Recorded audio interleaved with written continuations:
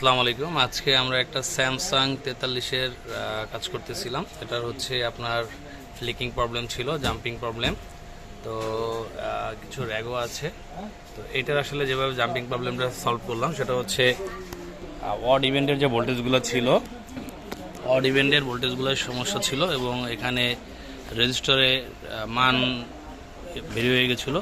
তো আমরা হচ্ছে ওই রেজিস্টারগুলো খুলে আমরা কিছু বড় রেজিস্টার লাগিয়ে নিয়েছি, কারণ আমাদের কাছে এই মুহূর্তে হাতের কাছে এসএমডি ছিল না, আর এসএমডি না থাকার কারণে আমরা হচ্ছে বড় রেজিস্টারগুলো লাগিয়ে নিয়েছি কোয়ার্টার ওয়াট, সেটা দিয়েও কাজ চলবে।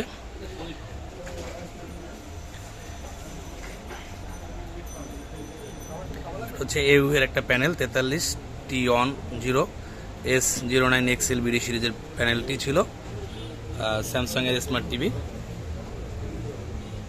তো আমাদের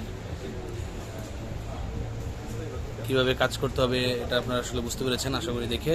এটা জাম্পিং প্রবলেমটা সলভ